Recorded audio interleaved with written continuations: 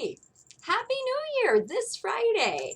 Um, if you think of this Friday as New Year's, which I think a lot of us do as Americans, that this is one of those holidays that we celebrate as Jews, as Americans. We've talked about this a lot in these videos, right? Whether you do Halloween or Valentine's Day or Thanksgiving, which are not Jewish holidays, but we have this relationship to them. Well, here we are, we have another one, which is New Year's. Now, of course, we all know, Jewishly, we have another New Year's. We have Rosh Hashanah, which happens on the 1st of Tishrei, time when we are deep in thought about who we are and how we relate to God and how we relate to other people and what we can do better. And we really try to do a fair amount of soul searching.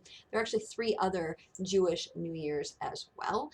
There is the 1st of Elul, which is actually 1 month before Rosh Hashanah. It's a taxation holiday. It's about tithing of animals, and I don't know, I guess if you wanted to think about it sort of like April 15th, it's that kind of New Year's.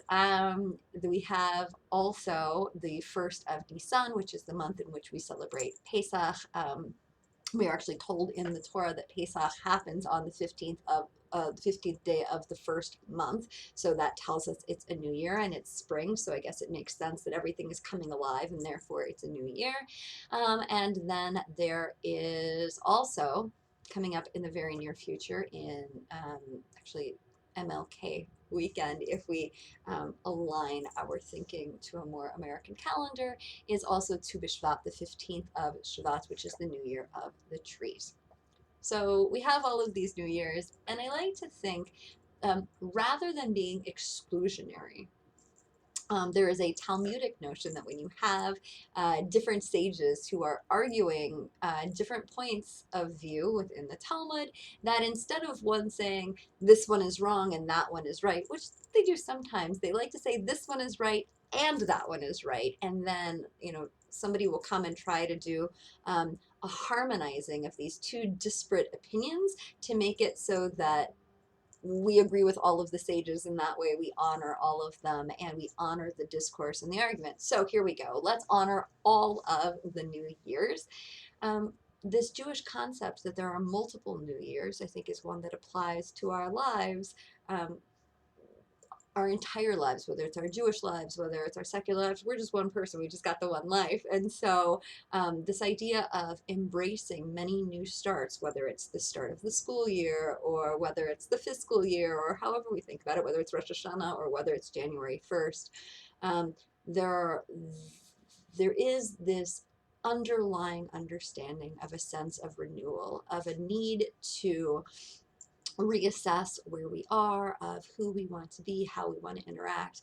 Oftentimes on January 1st, it's a reassessment of, do I like my physical life? Am I exercising? Am I eating right? All of those sorts of things, which can be superficial, but can also be a question of, am I taking the best care of myself that I can? Am I being a good steward to this body and this mind, rather than potentially thinking about at Rosh Hashanah, um, how am I doing spiritually? How am I relating to God? How am I relating to relationships? Which I guess we could also do on the first of the year.